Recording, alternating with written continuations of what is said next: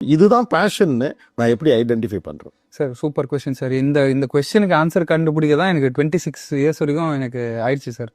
எப்படின்னா, நான் நடுவில் கொஞ்ச நாள் கிட்டாரும் கற்றுக்கிட்டு இருந்தேன் சார். கிட்டாரிஸ்ட் ஆகலான்னு. அது எப்படின்னா, அந்த வாரணமாயிரம் படத்தை பார்த்துட்டு என்னடா எல்லாரும் பயங்கரமாக கிட்டார்னாலே ஒரு மவுஸு. ஸோ அது கற்றுக்க ஆரம்பிச்சிட்டேன் ஒரு 6 months.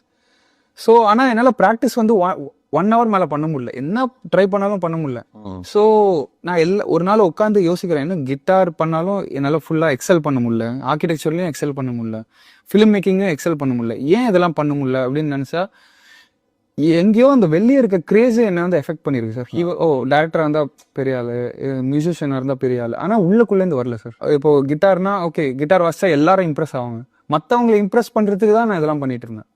எனக்கு பிடிச்சி நான் பண்ணல. ஸோ அப்போதான் எனக்கு தோணுச்சு, எனக்கு என்ன பிடிக்குமோ அது மட்டும் நான் பண்ணுறேன். அப்படிதான் நான் கிரிக்கெட் எடுத்தேன் சார். ஸோ அந்த ரியல் எது பேஷன், எது வந்து இன்ட்ரெஸ்ட்னா உங்களுக்கு பிடிக்கணும் உள்ள. இந்த உலகத்துல யாருமே இல்லைனாலும், உலகத்துல நீங்க தனியா ஒரு ஐலாண்ட்ல இருந்தீங்கனாலும் நான் கிரிக்கெட் விளையாடுவேன் சார். நான் போலிங் போட்டு இருப்பேன். இப்போ ஆனா எனக்கு கிட்டாரோட ஆஸ்பிரேஷன், நான் விளையாடணும், யாரோ கை தட்டணும், அந்த மாதிரி மற்றவங்களோட அப்ரிசியேஷனுக்காக நான் பண்ணல. நான் வந்து ஒரு ஐலாண்ட்ல தனியா இருந்தாலும் நான் போலிங் போட்டுனே இருப்பேன் அந்த மாதிரி. இப்போ கொண்டு இந்த கவர்மெண்ட் கிரவுண்ட்ல விட்டாலும் 3 மணி நேரம் பால் போட்டுட்டே இருப்பாரு.